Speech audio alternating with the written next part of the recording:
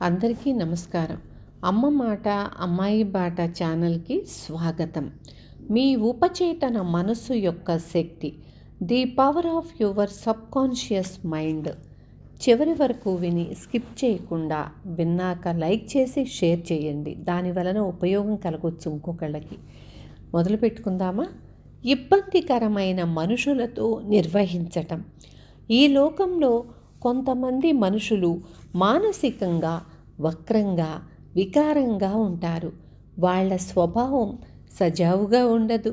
చాలామంది మానసికంగా నేరస్తులుగా ఉంటూ వాదిస్తూ సహాయం చెయ్యడానికి నిరాకరిస్తూ పోట్లాడుతూ నిరాశగా జీవితాన్ని చేదు మాత్రలా భావిస్తూ బ్రతుకుతారు. వాళ్ళు మానసికంగా వ్యాధిగ్రస్తులు. వాళ్ళ మనసులు వికారంగా వక్రంగా తయారవుతాయి. దానికి కారణం వాళ్ళు గతంలో ఎదుర్కొన్న అనుభవాలే కావచ్చు. కొంతమందికి పుట్టుకతో అంగవైకల్యాలు ఉంటాయి. క్షయరోగంతో బాధపడుతున్న వారితో కానీ మానసిక రోగంతో బాధపడుతున్న వారిని మనము ఖండించము అంటే వాళ్లను బాధ పెట్టము. మానసికంగా గూని ఉన్నవారు కూడా ఉన్నారు.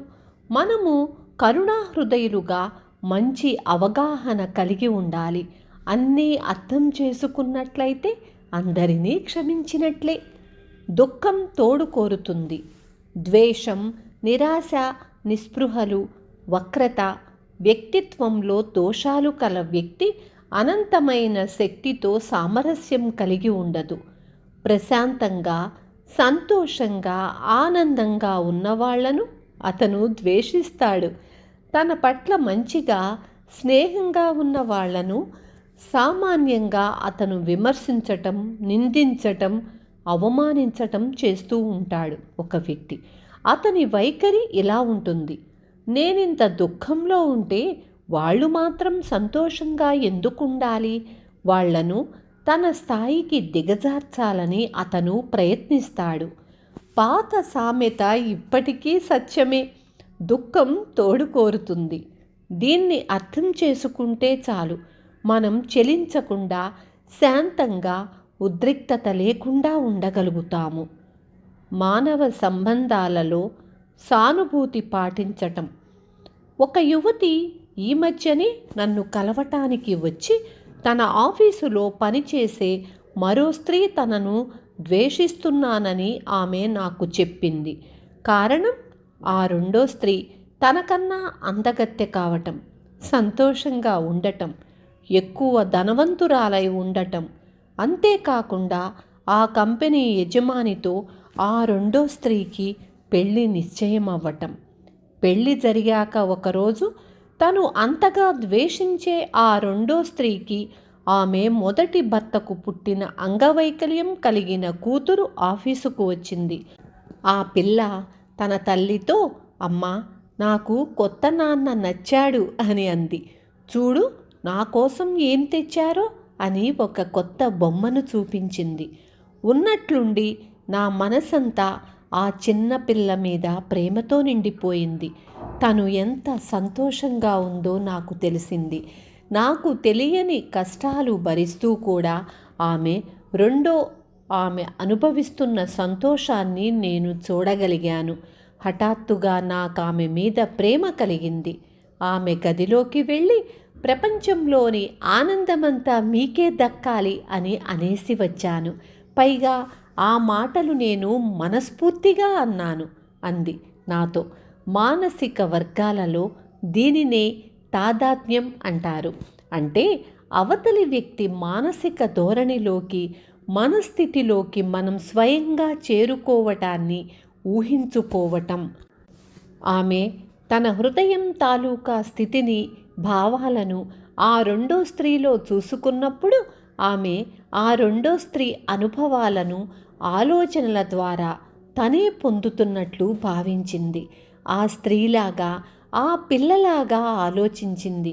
ఎందుకంటే ఆ పిల్ల మనసులోకి కూడా ఊహల ద్వారా చేరుకుంది.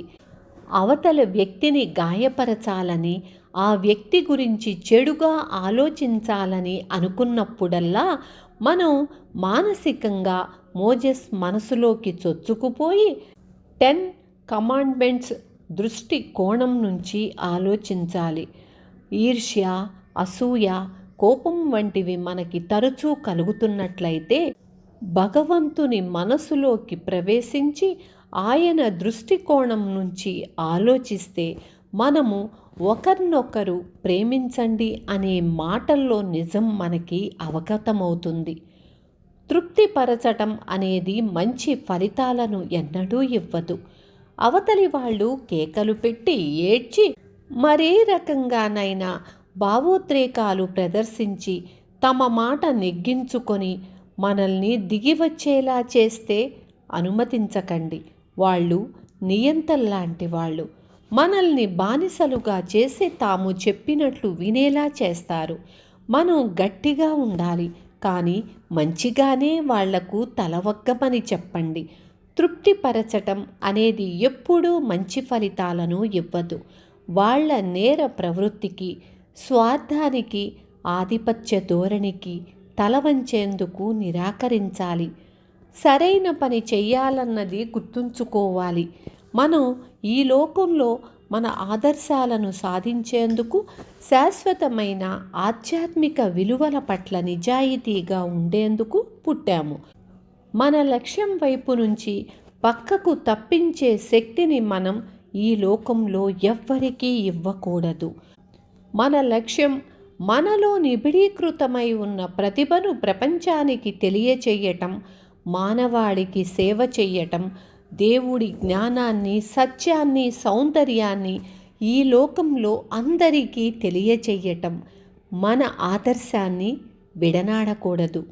మన ప్రశాంతతకు, సంతోషానికి, సంతృప్తికి పనికొచ్చేది ఏదైనా సరే అది తప్పక ఈ భూమి మీదున్న ప్రతి మనిషికి ఒక వరంగా మారాలని మనం మనస్ఫూర్తిగా నమ్మాలి. ఒక భాగం సామరస్యాన్ని సాధిస్తే మొత్తం దాన్ని సాధించినట్లే. ఎందుకంటే ఆ మొత్తం ఆ భాగానికి సంబంధించినది. భాగం మొత్తంలో ఉండే ఒక అంశం. భగవంతుడు చెప్పినట్లు మనము ఇతరులకు రుణపడి ఉన్నది ప్రేమే. ఆరోగ్యాన్ని, సంతోషాన్ని, మనశ్శాంతిని కలుగజేసే నియమమే ప్రేమ. విన్నారు కదా. మనం ప్రేమను తప్పితే దేనికి మనం లోబడకూడదు. ఒకళ్ళ మాటలకు, ఒకళ్ళ కోసం మనం మన స్థితి నుంచి మనం దిగజారకూడదు. మనం కొన్ని నియమ నిబంధనలను పెట్టుకొని వాటి మార్గాన్నే అనుసరించాలి. ప్రేమను పంచాలి, ప్రేమను పెంచుకోవాలి. రేపు మళ్ళీ మీ ముందుకు వస్తాను. ఉంటాను. Thank you.